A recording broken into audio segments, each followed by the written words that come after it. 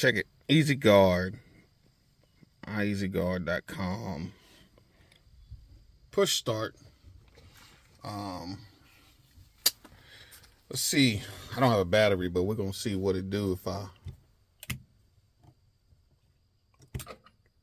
All right, that's key on, and then that's key off.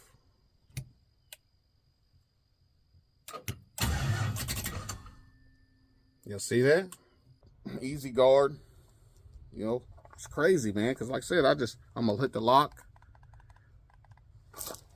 If I had, well, I think I'm gonna have to wire in either the headlights or the marker lights. I think I'm gonna have to wire the marker lights in, so when I hit the unlock button, marker lights is letting me know that, hey, we are disarmed. And then, or the lock, I'm sorry, we're armed. And then we hit the unlock, we're disarmed. And then we're gonna hit, like I said, we're gonna hold these two again.